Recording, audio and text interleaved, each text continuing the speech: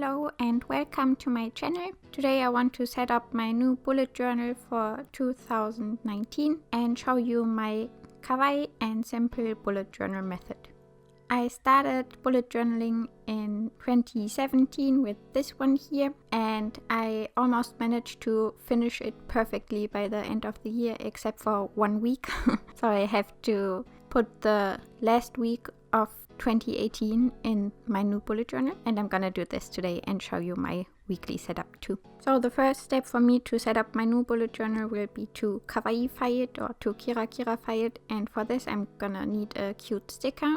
I have to pick the right sticker here, and I think I'm gonna use this one, the spooky butt. So 2019 can be the year of the ghost butt.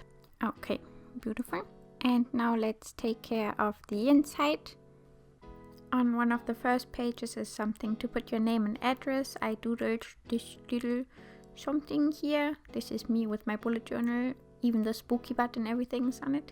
And sorry that I didn't film this, but I'm gonna draw something later too. And let me just write my name here, and I colored this with my Copic markers and colored pencils. And then on the next few pages there's some space for the content or the index, but I'm just gonna skip it because I didn't really use it in my last bullet journal, so let's just ignore this and start with the calendar or the overview of the entire year.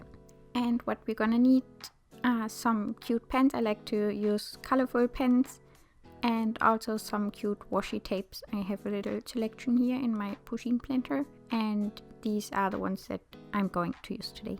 So to start, I'm just gonna write the numbers of the year on top of the page, 2019, and of course the numbers need happy little faces. And then I'm gonna use some washi tape as a cute header on top and add a little colorful glow around the numbers, and also give them some cute blush cheeks with my Mildliners. And now here we go with the month and all the numbers. For some people this might be the most annoying part about setting up their bullet journal, but it could also be very relaxing. To avoid the fear of making mistakes, I am using an erasable pen for all the numbers here, because sooner or later I know I'm gonna make a mistake and then I can just erase it. So this is not as stressful anymore. It can be relaxing. And as you might see here, I am also using one accent color for each quarter of the year. So a cute mint color for the first cold month, then pink for the spring month, and orange for summer, and then blue again for the winter month. And once we finished setting up the entire calendar, we're gonna create little frames around the month with the same accent colors, and I'm using my Mildliners for that. And on the other side we're gonna create some little squares for the month with the same accent colors, so that we have some space to write our events or birthdays or whatever in it. For example, if you travel somewhere, you can mark in the days on the calendar, maybe with a colored pencil like I do it here, and then write the specific dates, for example, where you're traveling on the right side here in the colorful little squares. And maybe you even want to decorate it with some cute planner stickers. Just gonna put this one here and maybe add another one, and then it looks even cuter.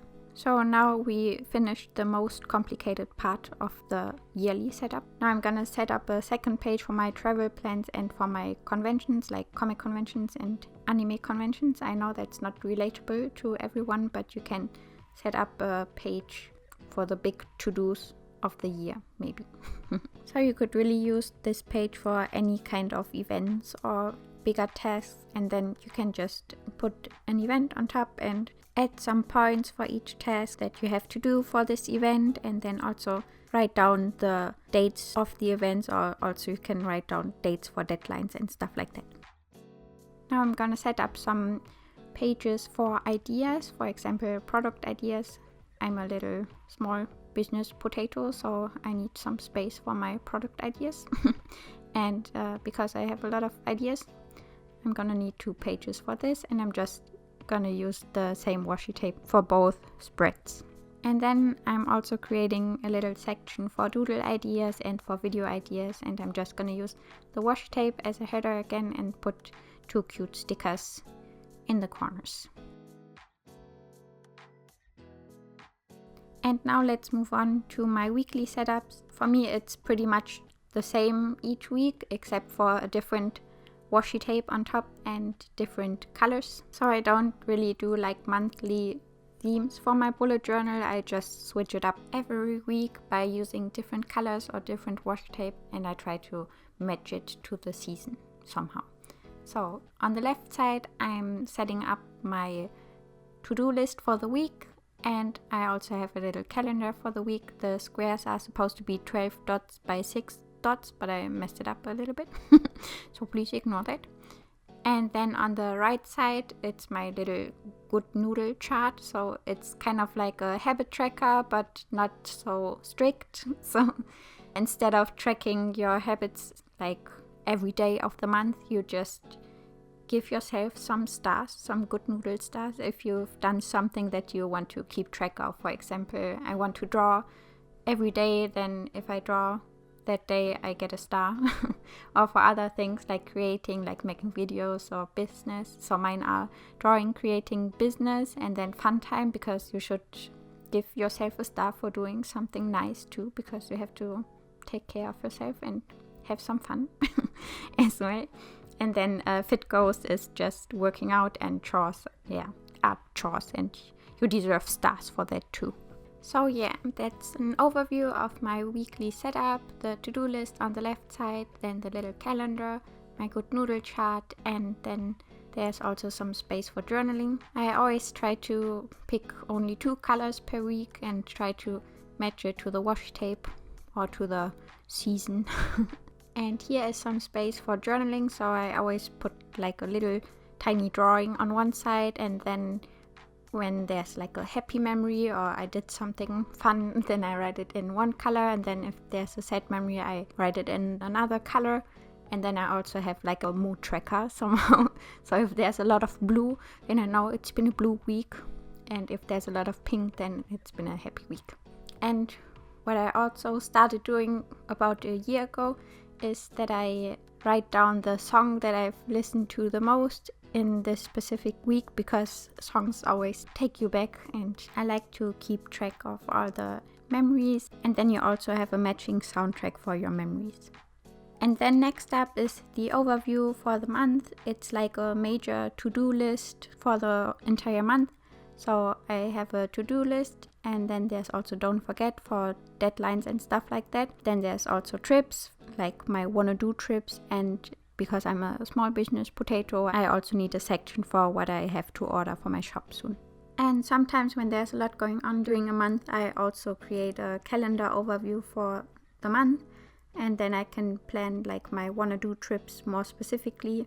We're gonna have a visitor from home, so I need some space, but like I said, I don't do that every month. Maybe that's why I messed up all the squares here.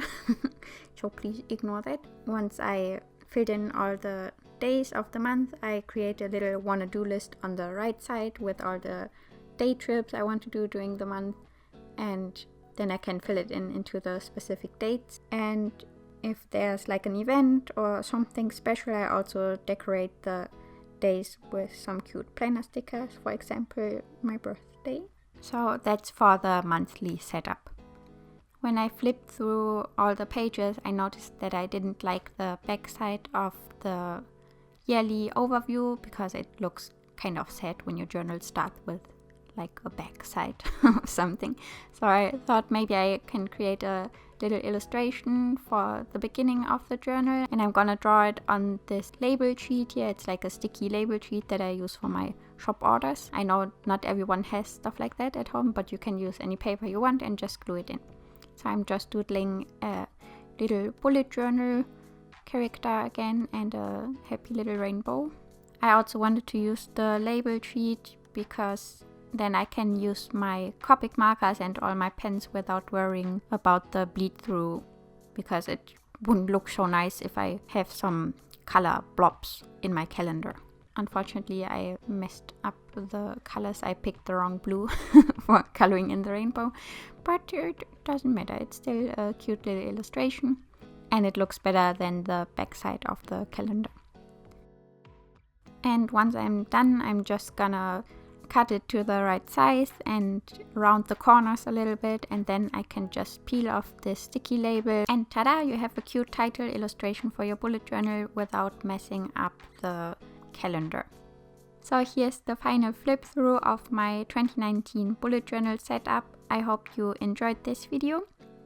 If you're new to bullet journaling and don't know what I'm doing here, I'm gonna leave some information about bullet journaling down below. And now I wish you a happy new year. Thanks for watching. See you next year. Bye bye.